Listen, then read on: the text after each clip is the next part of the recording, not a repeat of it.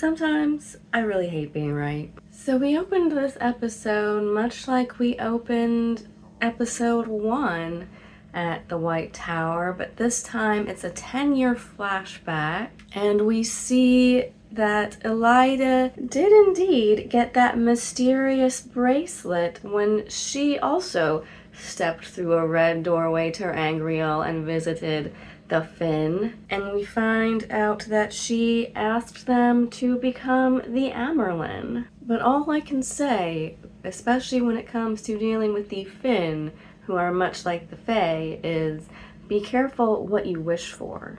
It also really makes me wonder, what was the price that she paid? But we then see the moment when Swan is raised to the Amyrlin seat. In a lot of ways, I think maybe just to spite Elida, because it was Elviarin who came across her and warned her about going through the doorway and dealing with the Finn. So perhaps Elida being willing to do that in order to get what she wanted made others see her as a bit too reckless or too power hungry, which is definitely something that Swan calls her out for at the end of the episode. It also really made me wonder if the Black Ajah perhaps murdered the previous Amyrlin, because 4 years is a really short term for an Aes Sedai, considering how long they live. So it also makes me wonder if the Black Ajah is kind of really plotting and scheming in the background this whole time, and if in this moment they chose to perhaps support Swan over Elida, who was perhaps like the clear, obvious choice, at least in her mind. But she was older, she had more seniority. A lot of times within White Tower politics in the books, it goes off of power level, so you could see someone who was relatively more of a newcomer to the tower like Swan be chosen over someone with more seniority like Elida just because she's more powerful in the One Power. But here it almost seemed like it was either to spite Elida and perhaps also weaken the tower in some ways by having this very young, untried person raised to the seat so early and with so little experience. We see further seeds of dissension being sown in the next scene where Leon, Swan's very own keeper, is starting to really question her motives and asking her why all of a sudden she's publicly going to throw all her support behind Rand al'Thor and tell the tower they need to get in line and declare support for this dragon when all the other ones they've captured and tamed up until this point. Swan's source is that meme of source, cryptic symbolism in my dreams. But we do see here in this scene that she is already writing and perhaps has already then sent out these letters declaring her support for the Dragon Reborn. So I'm definitely curious to see what the further repercussions of those are going to be and where she's sending them. We then go back to poor Rand harvesting the squash of sadness and being super sad boy, but Egwene at this point is having none of his shit. She's just like, damn it, Rand, get your shit together. But then cut to surprise Samael. I thought for sure, especially going by TV trope rules, that his body laying there on screen meant he was for sure dead. But no, subverting our expectations in the book reader realm, once again, a lot of people were predicting that perhaps Samael was going to step into Asmodean's role from the books and be recruited to be Rand's Sidene instructor. So we see them simultaneously playing into that theory and then immediately subverting it, which was kind of funny. Yeah, turns out he was not dead for now and is being held captive. And initially we think it's, 100% Moraine's doing because she is the one holding off the shield on him. I loved to see that she took a little lesson from Ishamael and what he did to her in season 2 and is now able to apply it to Saidar and has rediscovered how to tie off a shield. She is keeping him captive and trying to get him to teach Rand how to use Sidene, But later we see and recall that this was Lanfear's surprise, so this is more of her kind of conspiring with Moraine for Rand's benefit. But this dynamic is not going to last long. No matter whose idea this was, to have Samael try to teach Rand, it's not a very good plan, as I have said. Samael is a card-carrying member of the Luce Theron Telamon Haters Club. Even with having him held captive, they were gonna be pretty hard-pressed to get Samael to cooperate and teach Rand anything. This dynamic is not going to last very long. Of Lanfear being on Rand's side and Team Rand, we finally get to see Rand confront her in Teleron Riyadh about specifically her going hard after a Gwen. I love to see Lanfear finally wearing a white dress in this scene. A lot of book readers were complaining, Lanfear always wears white in the books. Why are you making her wear black this whole time? And trust me, like, I am a hardcore Stanfear from the book days, and I love her look in the novels. We don't really need to get that nitpicky, do we? I've loved the portrayal of Lanfear so far, and I'm really glad that it seems like we're not gonna get the payoff that I was expecting from Fires of Heaven and get to see more of her going forward. I wonder if she's finally wearing white here as a callback to what Rand saw of her as Mirren in the Age of Legends and play on that side of her that he wants to see. Not only does he finally confront her about a Gwen, which she tries to play off as, oh, I was doing it for her. I was doing her a favor. I made her stronger. Rand once again tries to make the callback to what he saw of her in the Age of Legends when he saw this person who was doing what she was doing for the greater good. The greater good. And I'm just over here like, Rand, darling, my sweet summer child, she never wanted that power for everyone. Like, she's trying to be over here like, ¿por qué no los dos? Why can't it be both? But I think deep down at the end of the day, Lanfear wanted that power for her because she wasn't able to reach the status in society that she felt she was entitled to. And I think and resented in a lot of ways that the dynamic of the One Power and Siding versus Saidar had kind of created this glass ceiling almost, for lack of a better term, where yes, women and female channelers could be very strong in the One Power, but it always seemed like no matter what, in a lot of ways, they were just never quite as strong as the men. And I think she resented that and did not like that. So she was searching for a form of power that not only that anyone could use, but that everyone could use equally, especially her. Then she tries to spin it to him as, now you're just being arrogant, and this is the side of you that I didn't like of Luce Theron, where you left me because I was the only one who wouldn't bow to you. Sure, Jan. But it also makes me wonder when Rand kind of pulls reverse Uno on her and says, no, the reason I'm leaving you is for the same reason that Luce Theron did. You're petty and you're cruel. And it just makes me wonder, is he just saying that because he knows it's gonna really get to her and play on that deep wound that she has over Luce? How does he know what Luce Theron was thinking?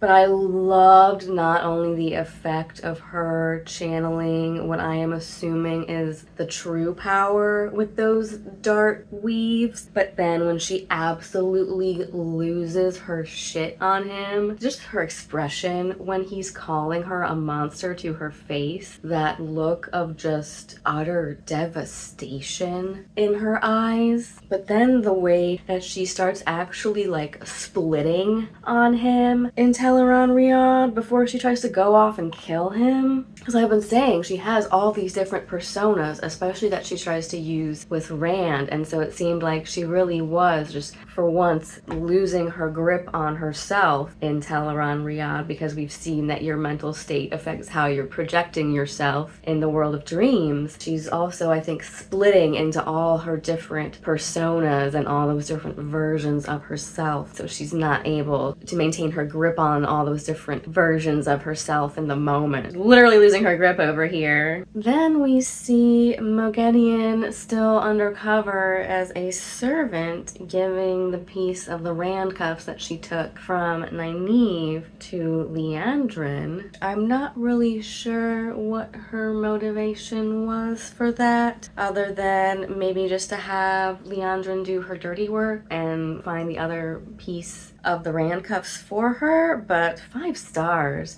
to her performance. Oh, I'm just a humble, lowly servant, mistress. The mat is matting, as always, serving as just peak comic relief for this fast-paced, high adrenaline episode. Loved seeing the little Easter egg and nod to different cultures within Randland and the novels, where he's struggling to use the chopsticks that they eat with in Tenshiko, and Nynaeve, I think, unlike her book self, who is also riding the struggle bus with the chopsticks, here we see her slurping down the noodles with ease and kind of taunting Matt about it, which I love to see that little dynamic between them. Once again, hi Samael, bye Samael, because Gai'don immediately finds him being held captive in the waist and ends him super nasty style. When they find him later and are having that conversation, I was really just wishing that they would move the convo to another room. But I also really love Lanfear's loop in that scene with her and Robin. I joked that she was kind of like this creature out of another time, like a dragon or a velociraptor, and her outfit with Robin in that scene was giving full velociraptor dragon lady. More power to Egwene for, despite not really liking Rand very much right now, still being willing to back him up in Tarmon Gai'don when they tried to set a trap for Lanfear, which of course did not work because she's a little bit too smart for that. But then later when they're walking toward Al-Kerdal, Aviendha makes a really good point to Egwene, where she's like, girl, you're putting forth all this effort and draining yourself and putting yourself in danger for Rand. Does Rand even deserve you? Does he even deserve all that effort that you're putting forth on his behalf at this point? So I think that really makes Egwene start to call things even further into question here. I also thought it was rather naive on Aviendha's part to just assume that all of the Aiel will automatically be on board with Rand as the Karaethon just because he says he's Karaethon. I also really loved seeing more Savannah, especially considering with like all of these storylines and characters we have to cut out in order to streamline things for the show. I wasn't sure how much we were going to get of her, if we were going to get her at all, but I really love her casting and the way that the actress is carrying her off in the scenes that she gets so far. Really nailing Savannah for me. And then I also like seeing the inclusion of Forsaken, like Lanfear, working with Savannah and Couladin against Rand. We do see some scenes like that in the later novels where I don't think it's Lanfear, it was either like Demandred or Samael or some of the other Forsaken were appearing to Savannah and the Shido and kind of egging them on to antagonize Rand. And I don't think they out and out said they were Forsaken, and it was pretty clear that for all of her flaws as a person and as a character, that Savannah in the novels was not a full-on dark friend per se, just very power hungry and a very ends justify the means person, very much like Elida in that aspect. But I think that's what makes people like Elida such great villains and such a love-to-hate character in the Wheel of Time, is because she's not full-on a dark friend, she's not full-on evil, but she's kind of just as bad because she does just as terrible of things and goes against Rand and the protagonists just as hard without even having the excuse of working for the Dark One. But speaking of which, cut to Elida looking like she's gearing up for battle, and Swan learns that Elida has sent 8 Red Sisters out of the tower, against orders, mind you, to find Rand al'Thor and cage him. We later find out that this was a ploy to lure Swan's allies out of the tower. They say here that 8 Aes Sedai is enough to gentle a man, so I'm wondering if the show is changing that from the 13 in the books that are required to gentle someone. But I'm curious to see how that storyline will play out later, because it does kind of end on a cliffhanger, and we don't see what happens to those Red Sisters or Swan's allies like Varen. So I wonder if Galena is going to be able to get away and still be following orders when we pick up with her later. Because Elida having a top secret mission for the Red Ajah to go find and capture Rand is a very big storyline that will play out in later books and hopefully later seasons.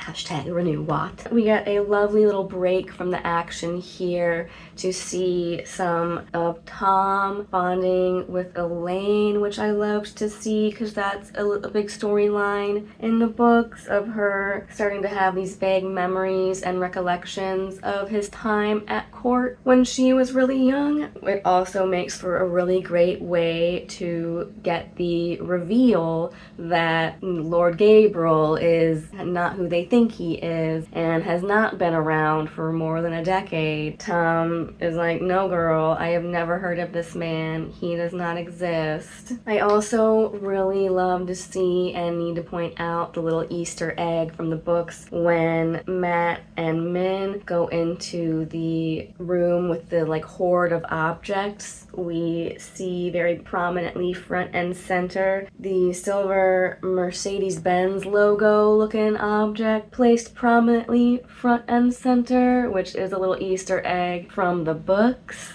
I also thought it was cool that you can kind of hear the Rand cuffs that Liandrin is wearing whispering to her all creepily while she's looking for the collar. Very like a Horcrux almost. In the books, anytime someone touches the Dominion bands, they do exude this aura of extreme pain and sadness anytime you touch them. So I wonder if her wearing those is going to already have a negative effect on her. Love that we finally got to see Balefire introduced in this episode. Been waiting for it a long time, but I'm kind of glad that they saved the big reveal for here when it had a lot of impact seeing it for the first time. Obviously very lethal, very dangerous, very unwieldy in terms of the Terangrial version, but we will come to find out later that it's even more dangerous and forbidden to use for a host of other reasons. Bad show, do not be making me scared that you're also gonna kill off Tom in those scenes with him and Elaine dodging Jean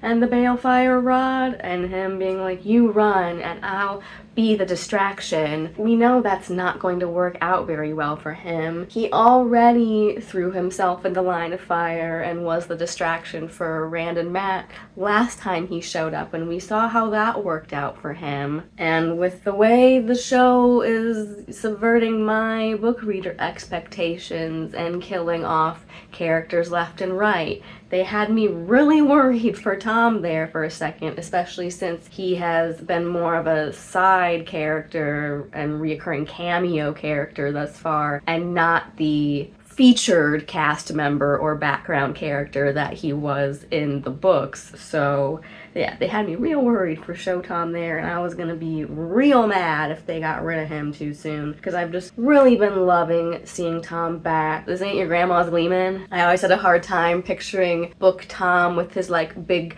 cowboy twirled mustachios, and was, you know, very clearly a man well past his middle years, being this ladies' man, and just having this random aura with everyone, including Elaine at one point and including Moraine later on out of nowhere. But this version of Tom, I can kind of see it. It seems like with Tom being the one to make the reveal to Elaine that Lord Gabriel is not what he seems, and likely a Forsaken, that they are definitely setting up next season to be dealing with him and his takeover of Caemlyn.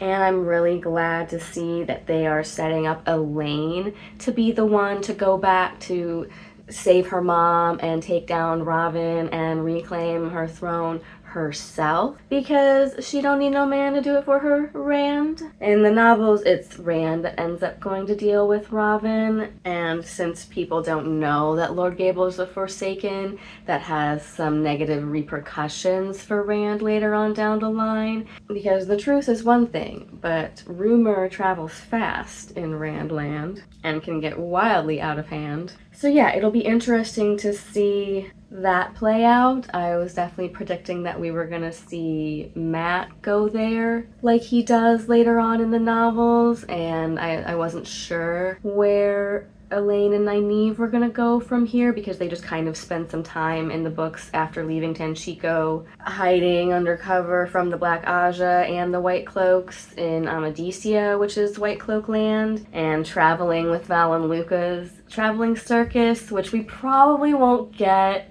in the show, and that makes me kind of sad. I think I've referenced Val and Luca as like the My Cabbages guy of the Wheel of Time, where he's just a simple man who wants to run his traveling circus and make money off of people, but he ends up just being roped into all of these greater schemes, save the world plot lines and the Taviran things Taviraning around him. So yeah, I'll be interested to see if everyone will go with her to Caemlyn next season, or if perhaps Min and Nynaeve or even Matt will branch out on their own.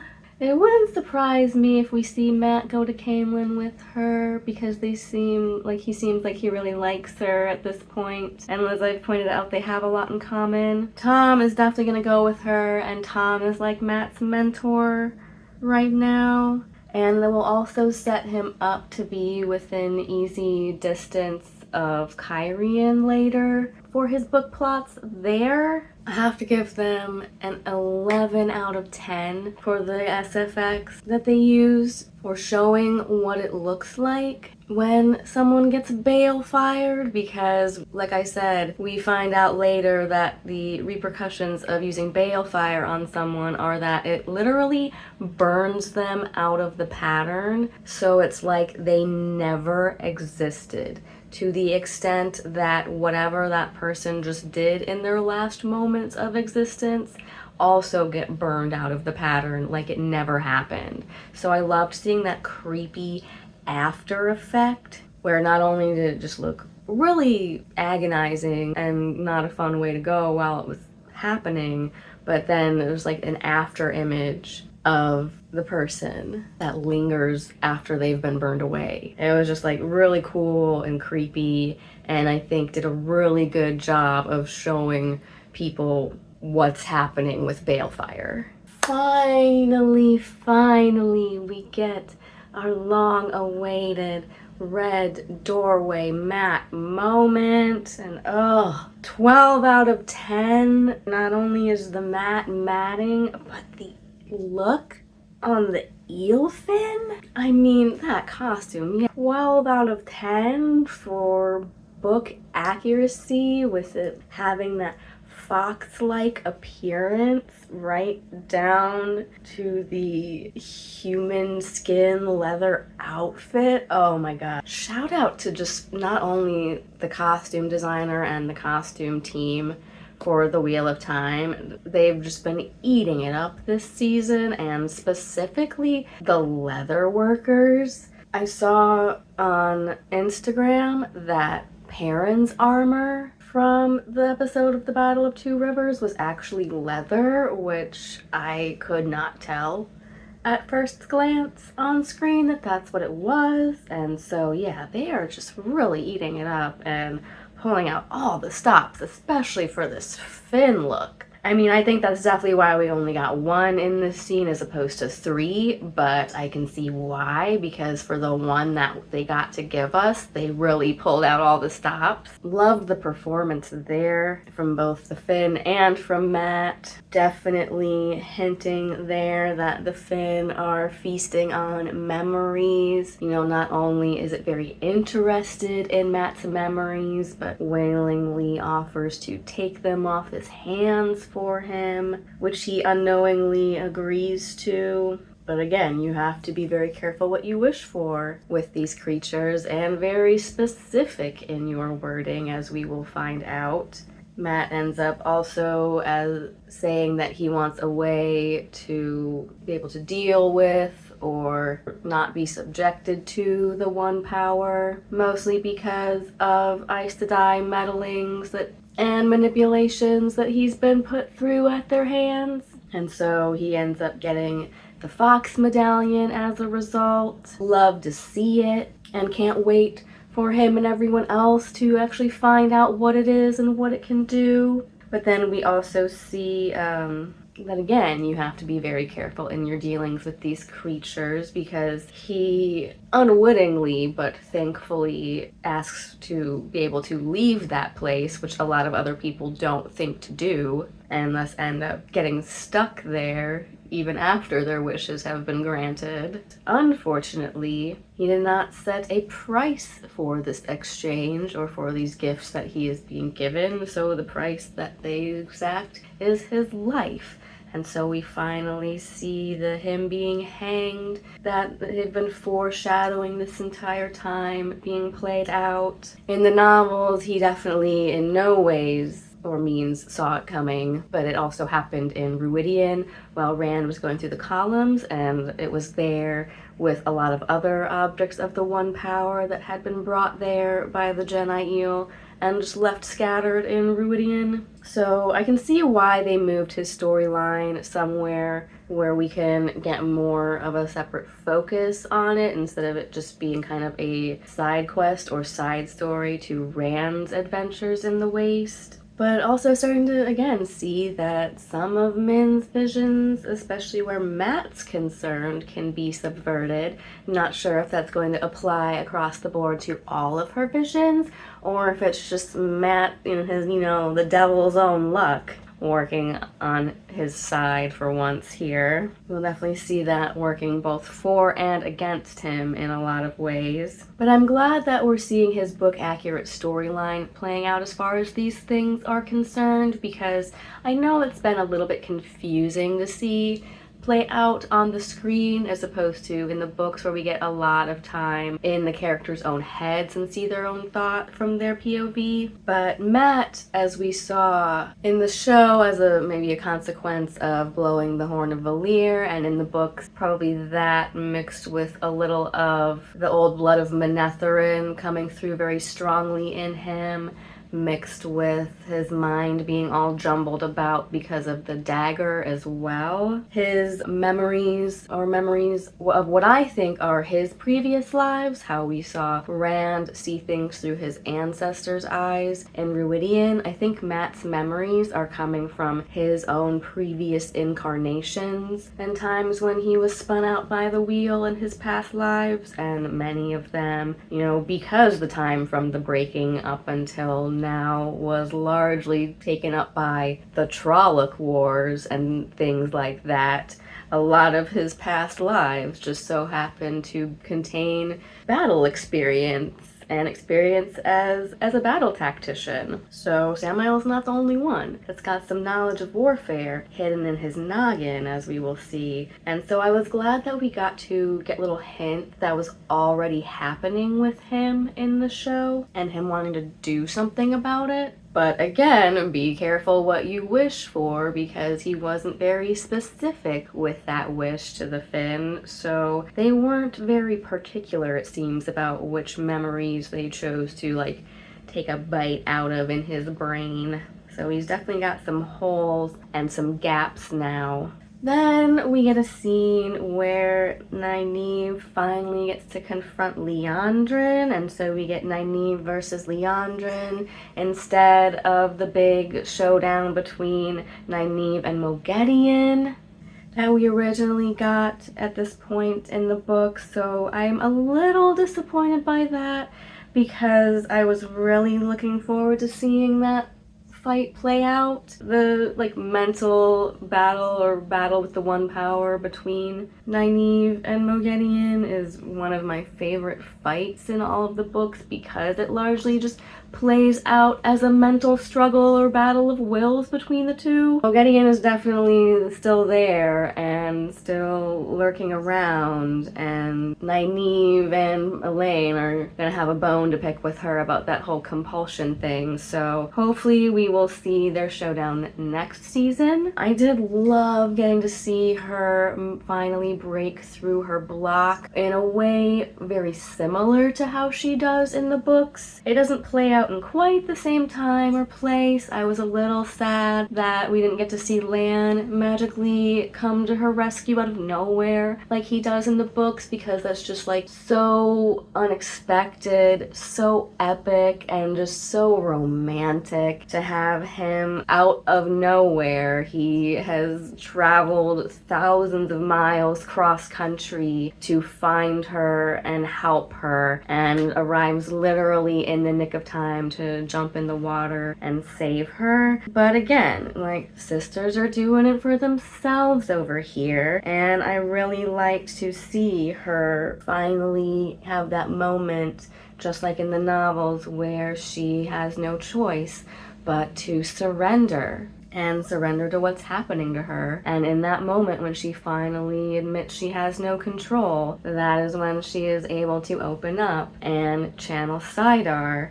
in this really epic parting of the Red Sea moment for her, which was really awesome. Well, I'm sad we didn't get to see those things happen. I'm hoping that we will still get to see them play out, at least the Moghedien versus Nynaeve battle later on. I think the showrunners definitely knew what they were doing with subverting our expectations as book readers, thinking that Lan was supposed to be there in that moment, because the next scene we cut to Lan sitting there on his ass in the waste and not running in to rescue Nynaeve. I just want to take a moment here to issue a personal apology to Melindra, because I thought we were going to see her storyline play out very similarly to how it did in the book, where she was just kind of a random dark friend who was trying to get in Matt's pants as a way to get him to lower his guard and find a way to get rid of him or kill him off later. But instead, when she's called in to do her duty as a dark friend by Lanfear and gets her mission to take out Lan, turns out she really was a Malkieri this whole time. I thought that was a ploy as well. Not only is she a Malkieri, she is Taishar Malkier, because she is willing to forego her dark oath and her mission and not kill Lan. And it makes sense, because she says that the entire reason she pledged herself to the dark in the first place was just to save Malkier, and so now it's a catch-22 where fulfilling your oaths means killing off the last hope for Malkier. I really liked the way this scene played out, where she was just very obviously sneaking up on him and making it obvious so that he would hear her coming, not even trying to fulfill the mission. not only that, but at first I was wondering what the red mark was on her forehead, and then I realized, holy shit, she's wearing the Malkieri Kisera, which I believe I mentioned in a previous video is something worn by Malkieri women. A woman will pledge any sons that she has to fight the shadow, but yeah, here it's just kind of a mark of Malkieri culture. So I really like to see her wearing that. And then in a little turnabout subversion from the books, where we've been waiting to see Lan say this quote the entire time, and he says it to Rand, and it's something Rand carries forward with him throughout the books. She says the thing, death is lighter than a feather and duty heavier than a mountain. I'd like to finally see that quote introduced in one way or another and have it tied to Lan. In another big change from the books, we have a scene where Rand actually takes the time to acknowledge and thank Moiraine for everything she's done, even if it was very questionable on her part at times. Unlike Book Rand, who never trusts her and never lets her get close to him, he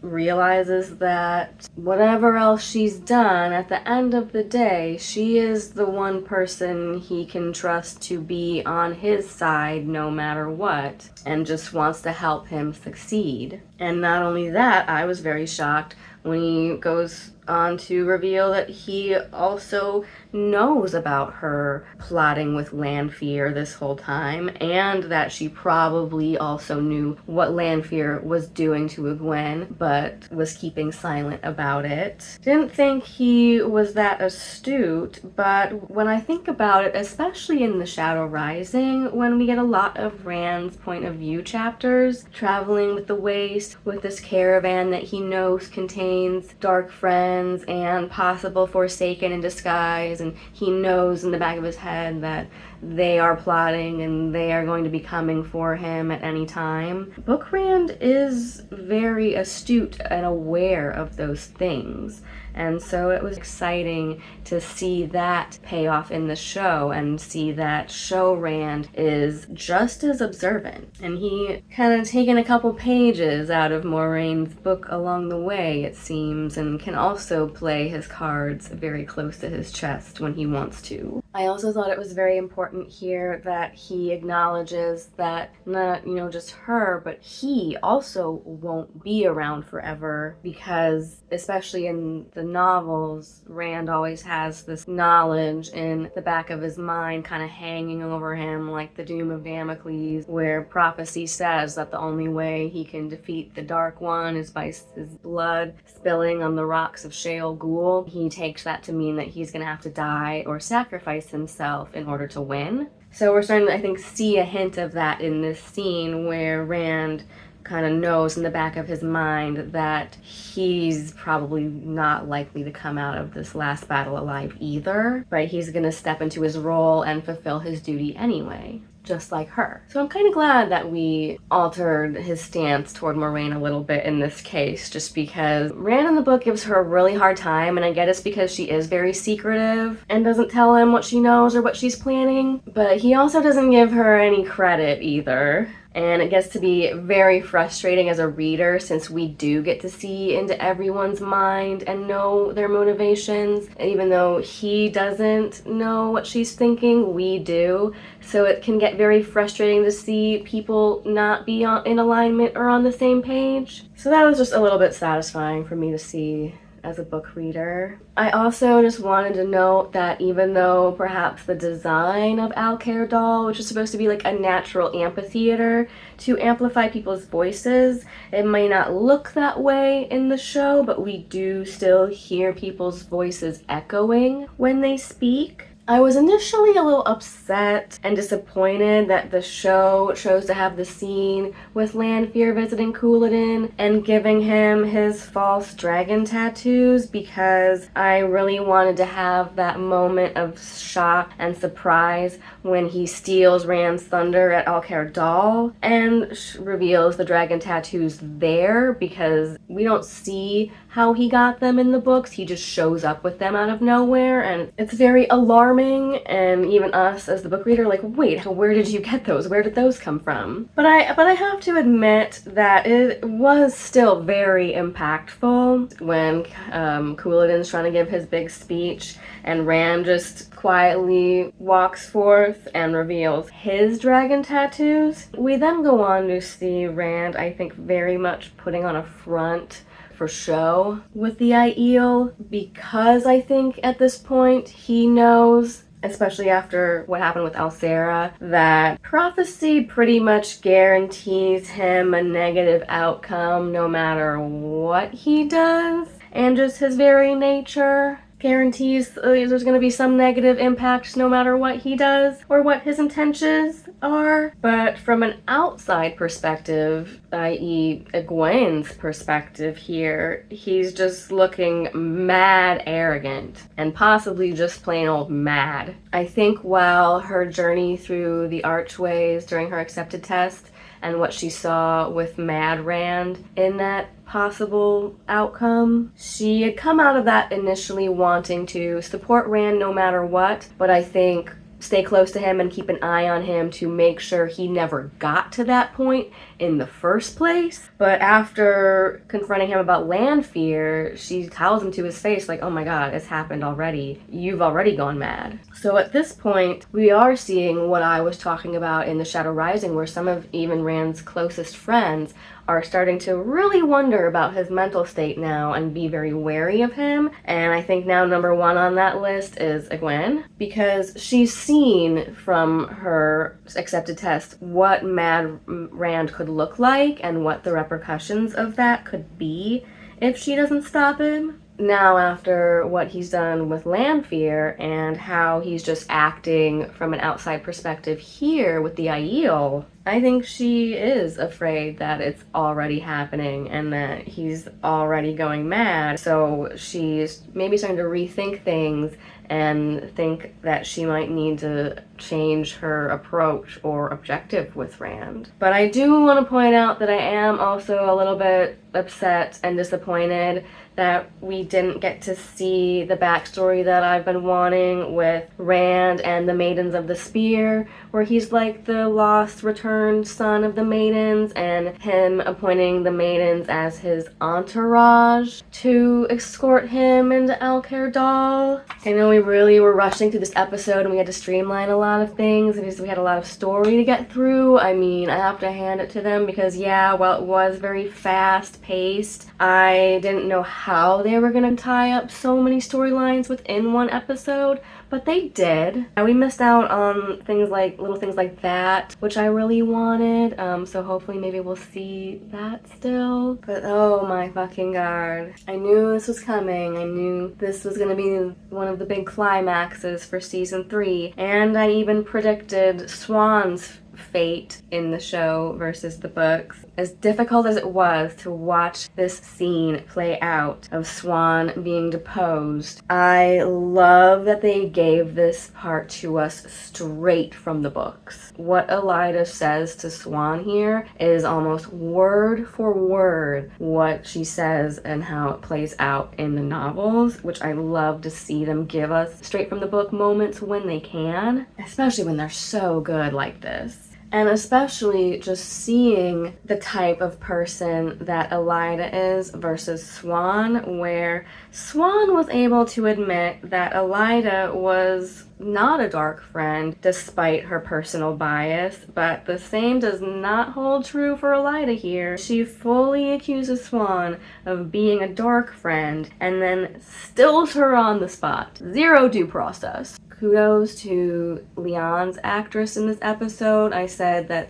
they were probably going to have a lot of Swan storyline carry forward with her, and I just really liked seeing more of her this season, and just seeing in this scene her obvious devastation and helplessness in that moment. When Elaida gets named as Amerlin, love to hate her, but I have to admit that, like, damn, she ate with that coronation look. I mean, Queen Morgase, who? And we see Gai'don finally confront Liandrin and the Black Ajah, and Liandrin makes her pitch to be the next Forsaken. And I just loved Gai'don's mocking, incredulous laughter when she makes her pitch. The way the Forsaken, and I think Gai'don especially, view the rest of humanity in general, but modern day Aes Sedai specifically, the only comparison I can make is that to Gai'don in that moment, it was probably like a dog came up and started talking to her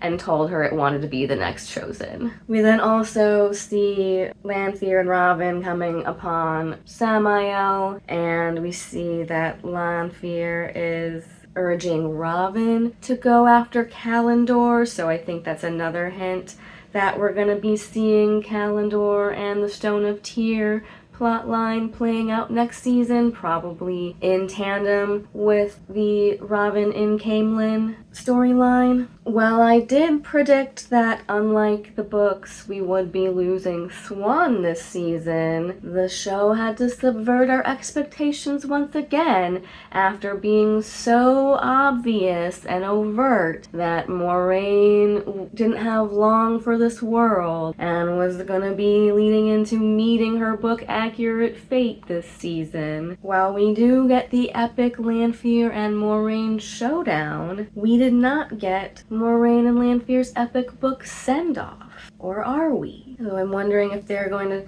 try to subvert both Moiraine and our expectations by making her think she's off the hook now and that her fate isn't going to play out that way. If we know anything about Lanfear at this point, it's that, you know, almost kill me with the katana once, shame on you. Almost kill me with the katana twice, then I'm gonna fucking kill you for sure. So this is definitely not the last we've seen of Lanfear, and I would not be surprised if they subvert our expectations once again, and we do see Lanfear coming back later to confront Moiraine in the big epic book showdown when we and she least expect it. I thought it would have been a little bit more poignant and had their storyline in the show come full circle if they had chosen to have Swan actually be killed along with Moiraine, but I can definitely understand why a lot of people were upset about that, especially because it fits a little too well into the like kill your gays trope, and so I can see why maybe they wanted to avoid having to kill off both parties from the main gay couple in the show. So I don't know, I think Moiraine's fate remains to be seen still. 10 out of 10 for Swan's speech to the hall. I really loved the part where she says that the light shines in us, and I think that's something that's just like very timely for the world that we're living in right now. And then we also finally saw like the reason for the show choosing to have Moiraine make that oath on the oath rod all the way back in season 1, where she made the oath to Swan Sanche specifically. We saw the reason for that kind of finally play out here. It let Moiraine feel the moment of Swan's death when she feels that oath be released, and so be able to have her feel the impact of that in the moment. I mean, yeah, because she doesn't have enough on her plate to deal with while already being in the moment of possibly her own death and up against Lanfear. But she just kind of snapped off and went Super Saiyan after that point. I especially liked the way that she was almost laugh crying at times, knowing that she managed to subvert her fate and live, but Swan didn't. I also really liked the epic moment that we do see in the books play out where Rand is able to channel rain in the middle of the desert. I mean, when it comes to being the Messiah, it's hard to argue with that kind of thing. I'm a little sad we didn't get to also see him use the power to unveil Ruidian and make it accessible to everyone, but maybe next time? But I just loved the look on poor Stilgar. Not Stilgar. I know I said Ruark was the Stilgar to Rand's Muad'Dib, but I literally wrote his name as Stilgar in my notes instead of Ruark. But the look on Ruark's face when Rand is quoting prophecy to him about having to break the Aiel, and he's just like, damn it, you right. Because yeah, he is the one who out of the Aiel is, come hell or high water, like Stilgar, willing to stay by Rand's side and back him as Karaethon, even while he's kind of the destruction of his people. And then they kind of leave it off rather abruptly there, so hopefully that's their way of definitely trying to gear us up for a season 4 and push us for a season 4, because you can't just be leaving us off on a cliffhanger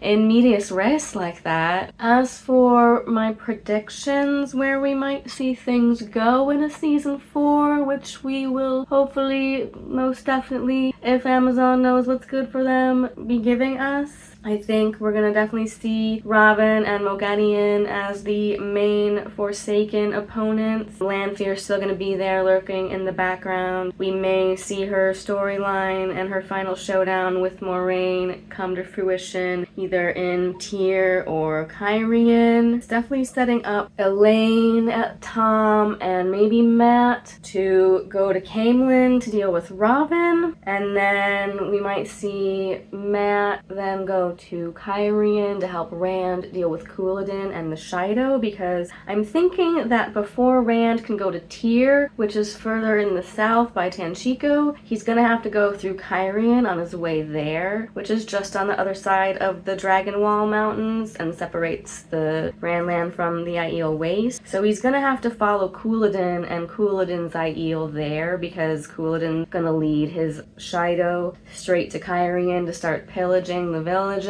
and Rand is gonna have to put a stop to that. We'll be curious to see who's gonna join them, if Egwene's gonna stay with him or if she's gonna branch off to do her own thing, because I definitely think we're gonna see Saladar start to play out and the Rebel Tower be established. I think by the end of season 4 we would see Egwene raised as Amyrlin of the Rebel Tower, and then Nynaeve also needs to make her way to Saladar at some point so that she can learn to heal Stilling, because she will heal Logain and Leon. We'll see Leon take on Swan's role of mentoring Egwene and teaching her how to act as Amyrlin and the ins and outs of Aes Sedai politics. I think we'll probably also see Padan Fain show up at some point to try to infiltrate the White Tower as Ordis and suck up to Elaida just as a pretense to get his way in there to find the dagger. And then after dealing with the Shido, we may see Rand go on to Tyr to battle Robin for Kalendor, or we might see Elaine take down Robin herself for Andor. As far as Saladar goes, I've been wondering, like now, Varen got lured out of the tower, but her sister Adelius is still in the tower, and they still have Leon captive. So someone's gonna have to go back to rescue them, and possibly Logain. I hope we see him come back, because I really liked his actor, and I do really like his book storyline. I'll be curious to see if Galad is still there in the tower and if he will help them escape despite literally being raised in Andor to be on Team Elaida, and being mad at Swan for losing track of Elaine and putting her in danger. Him and especially Galad are about doing the right thing no matter what. Speaking of Galad, I'm curious to see if he's gonna end up joining the White Cloaks like he does in the books, because he goes on to then serve as Perrin's judge in his White Cloak trial. So hopefully we'll see that storyline wrapped up.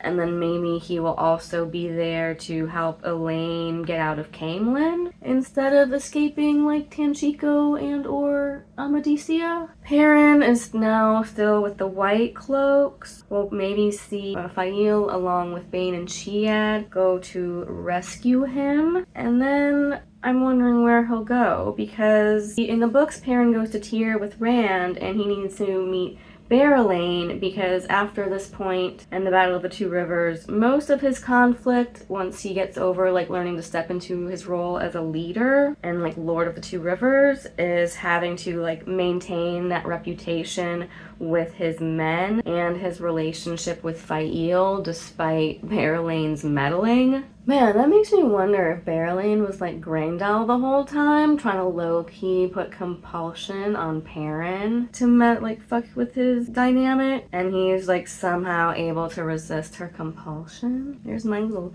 book theory for you. But then he also has to go, his main storyline is dealing with Masema, who we saw introduced with the Shanarans, and who goes on to declare himself like Prophet of the Dragon and be Rand's #1 zealot. So he has to go like put that whole thing down. I'm also wondering where Alana's gonna go at this point. If she's gonna go help rescue Perrin, or if maybe she was one of the people who will receive one of Swan's letters about the dragon and join up with the other rebel Aes Sedai later. I'm hoping that we'll see more of Perrin and the Wolf Dream in the next season, especially since he'll be able to kind of use it as a workaround to do things while he's being held captive by the White Cloaks. I also really want them to reintroduce Uno along with Birgitte as heroes of the Horn in Teleron Riyadh to help them. I'm hoping that along with the Wolf Dream, we'll also see Lord Luke reappear with the White Cloaks. Also get into him possibly being the one who was shooting everyone with those giant ass arrows in the Two Rivers, because Lord Luke is later revealed to be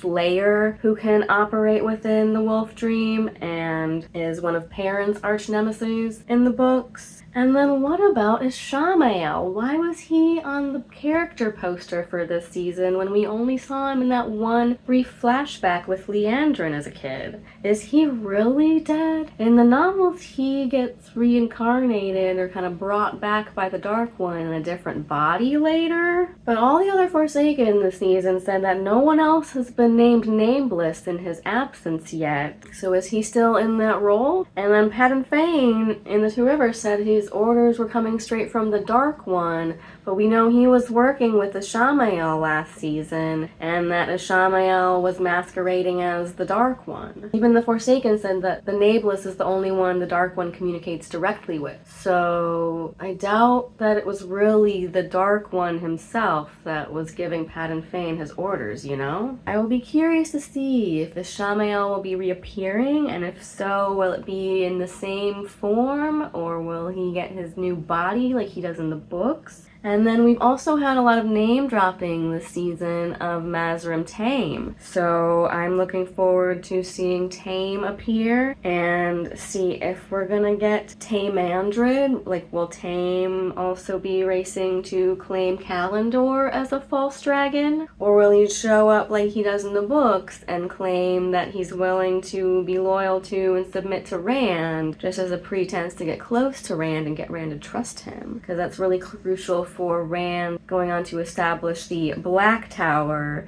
to counteract the White Tower and declare amnesty for men who can channel and try to recruit them all to his side. So definitely a lot of storylines to play out in the future. But as you can see, while I was devastated and extremely upset by their choice to deviate from the books with killing Loial, I am not nearly as upset with their choice to actually kill off Swan, as opposed to in the books where she is very much still alive and goes on to have main storylines and point of view chapters in the series. But as I have said, I am not a fan of her storyline later on in the books, aside from the part where she acts as a mentor to Egwene. She doesn't really have a whole lot to do, and I absolutely detest her storyline and relationship dynamic with Gareth Bryn in the novel. So I am not mad that we're not going to see that play out. As great as Swan's actress is, one of the main hurdles to having her in the show and being able to utilize her as much as they might need or want to, these people have careers, and other things that they're doing with their lives, so they're not always available to shoot. And so it was very difficult to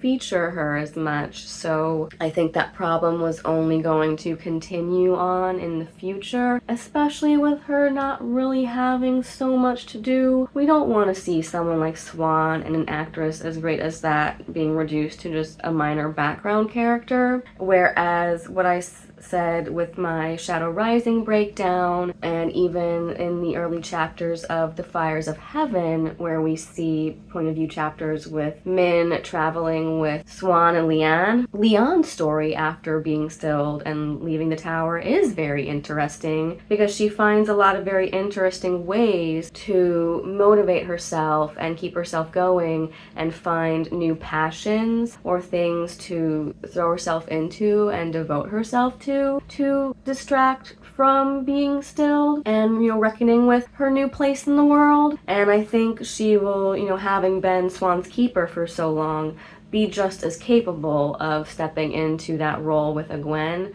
of being that mentor for her. So I think it will be very easy for Leon to slip into that role and carry it going forward. As I said, I'm not mad about them making major changes to the books when and if I can see that it makes sense and that it's going to serve later plot lines in the books. So in this case, it makes sense to me. I feel it's definitely justified, and we're really not going to be missing out on much by not seeing her going forward. So let me know what you guys thought of this episode. It definitely ended on a rather abrupt note, but they really had to cram as much material as they could into this one block of TV, and for better or worse, I really wish that Amazon and all these streaming services would loosen the reins a bit when it comes to length for streaming shows, because I'm like, this isn't scheduled programming where there's a show coming on immediately afterwards, so this show can't run over in length. You can make these shows as long as they need to be, and if they're good, and like The Wheel of Time is good, people will watch it. So it's like, give me a Sherlock where there's not a lot of episodes each season, but you might get an hour and a half long, like 90-minute long episode if need be. But that's my main gripe, other than Loyal and a few big moments that I was really hoping to see play out on screen that we didn't get to see in this episode. I think this is definitely the best amongst the Wheel of Time finales so far. It definitely did end on a high note. That's about all I have to say